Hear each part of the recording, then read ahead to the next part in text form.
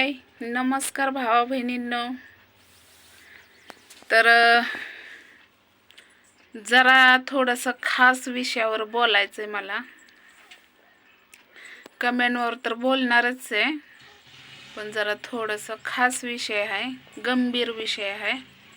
तर तुम्ही पूर्ण व्हिडिओ बघा आणि मग मला सांगा की ताई तुझं चुकतंय किंवा समोरच्याचं चुकतंय. बरोबर. मला सांगा, उदाहरण देत्या, जी व्यक्ती मला मदत करत असेल, SYZ काय का असं ना,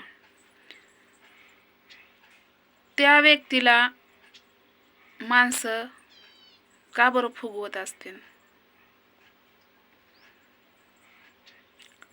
म्हणजे बघा, काय का असं ना, आता हो का, मला काही जणांनी मदत केली, बरोबर.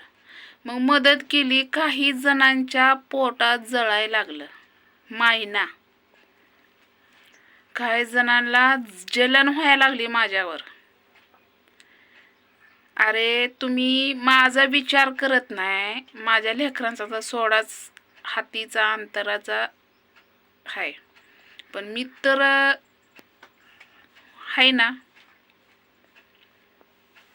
मग त्या माणसांनी एवढं पण जलन करूनी की त्याने ते माणूस तुटल. आता लोक असे आहेत की शेजारी पाजारी इतकी जळत्यात की त्याला मापच नाही. अरे जळून जळून शेवटी तुमचीच गाठ जळणार आहे. आम्हाला काही घंटामान फरक नाही पडणार. आम्ही खातोय 4 घास आनंदाने खातोय. आता काही मी नवीन बंगला बांधला, काही जणांना लय अडचण व्हायला लागले. काय झालं, कुठनं चालन, आमकचन फलानचन तमुकचन, का बरं एवढी जलन होती शेजाऱ्या पाजाऱ्यांना? एवढी जलन नका होऊन देऊ की खालचा पण धुरळा निघल. त्याला पण निमिट असतं, बोलायचं निमिट असतं. तुमच्यात हिम्मत असेल ना तर माझ्या तोंडावर बोला. महाग कुचू रुंचू नाही करायचं. ह्याच्या गांडीत बोट त्याच्या गांडीत बोट नाही घालायचं. काय संबंध नाही घालायचा. अरे मदत करणाऱ्याने केली मला, तुमच्या का पोटावर पाय पडायला लागला? तुमच्या का पोटावर ढोंडा पडायला लागला?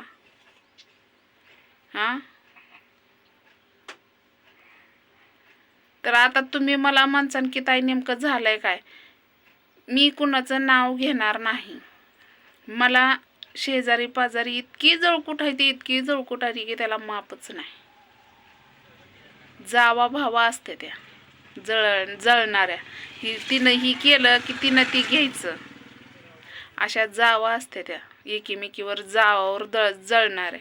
पण माझ्या तर तुम्ही जावा पण नाही आणि सवती पण नाही, पण एवढं जळताय तुम्ही माझ्यावर का?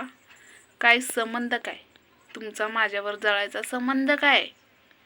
तुम्ही काय मला घेऊन देऊन पुरवता का? नाही ना पुरवत. मग तुमच्या बोलायचा काहीच अधिकार नाही मला. अरे मी कष्ट करते, मी रक्त आटवती, मी जिथं नाही जिथं माझी लेकरं सोडून जाते. ते नाही दिसत तुम्हाला, तेव्हा तुमच्या डोळ्यात माती गेलेली असते.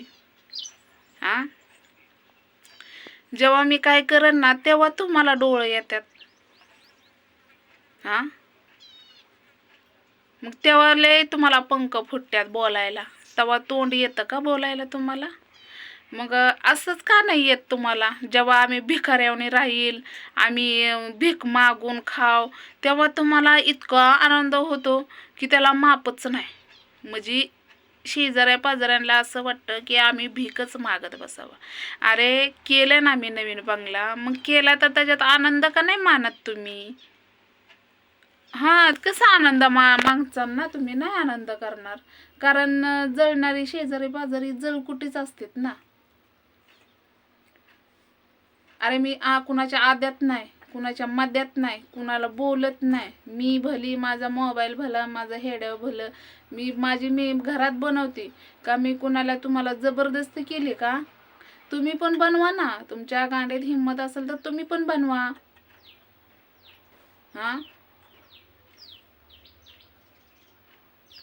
अरे जनाची नाही मनाची तर लाजा ठेवा जरा, की आपण काय बोलतोय. तेव्हा नाही तुम्हाला समजणार, तेव्हा तुम्हाला वाटतं की आम्ही लय भारी बोलतो. अरे समोरच्याच्या मनाचं विचार करत जावा आणि विचार करूनच शब्द सोडत जावा. तुम्हालाच वाटतं तुमचं बोलणं खरं आहे का? दुसरी काय गो खात्यात का काय? दुसऱ्यांना समजत नाही का? आडाणीकडे येत. आजपर्यंत मी कुणाला बोललेली नाही आणि कुणी मी तरी काही केलं ना तरी मला कुणाचा बोलायचा संबंध नाही. मी जे करते माझ्या लेकरांसाठी करते आणि आईबापासाठी करते.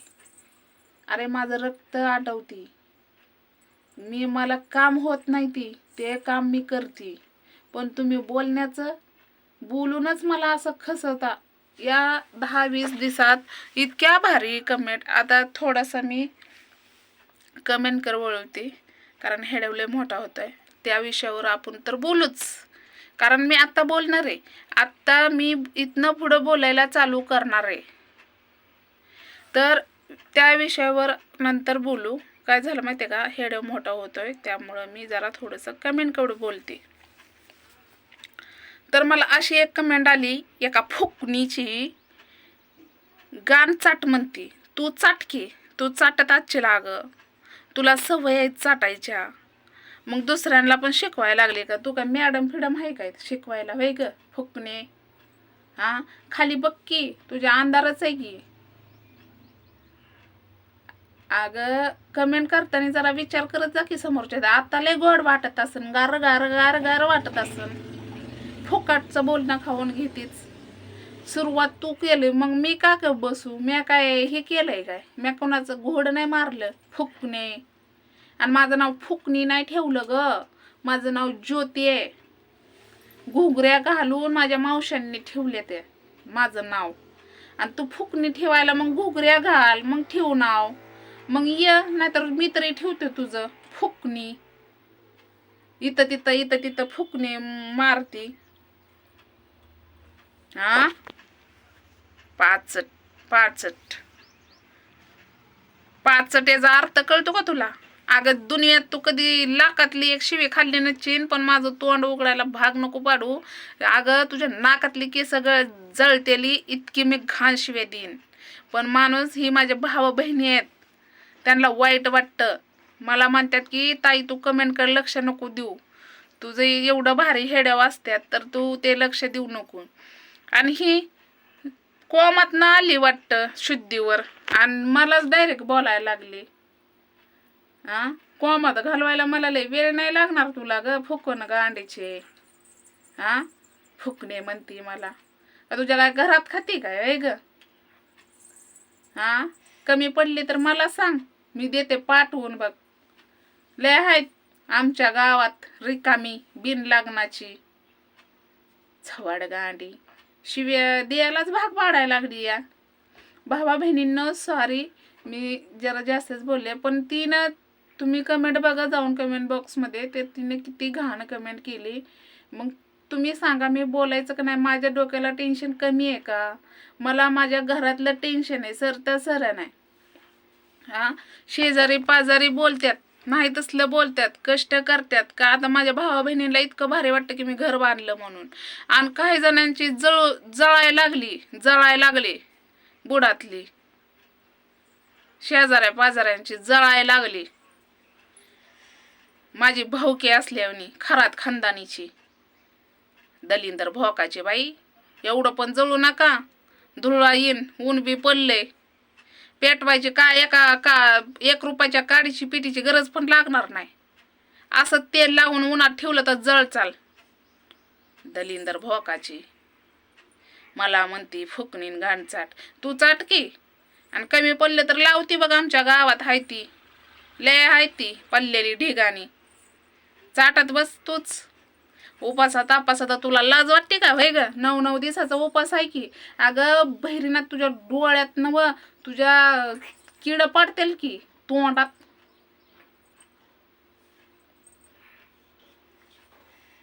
आणि खरंच भैरूबा सत्याचा असलं ना, ही जर हात नाही तर तोंडातच किड पाडावा. लय कमेंट करायला हात धावतोय बाजीन तिचा. आत्ता कसं वाटतंय? आता लय भारी वाटत असेल ना. तू एक बोलशील ना तर मी 10 बोलल हे आणि लक्षात ठेव आणि मगच कमेंट कर मला. तुला बघू वाटलं बघ, बघायचं असेल ना नीट बघ, नसेल बघायचं ना तुला काय मी पोस्टाने चिठ्ठ्या नाही त्या पाठवल्या की येऊन माझं बघ हेडव म्हणून, नाही तर मी तुला हाणीलच बघ. आता लय गार वाटत असेल मी बोललेलं. हा अगं माझ्या घरातलंच मला सरना आणि तू लागली मला डोक्याला टेन्शन द्यायला. डिप्रेशनमध्ये जाण्यासारखं काही गोष्टी करू नको, नाहीतर मी तर जाणार नाही, कारण मी गेले ना माझी लेकरं वनवाशी होतील ग. मग त्यामुळं मी तुला घालवीन आणि विचार करूनच कमेंट कर. तर चला बाय.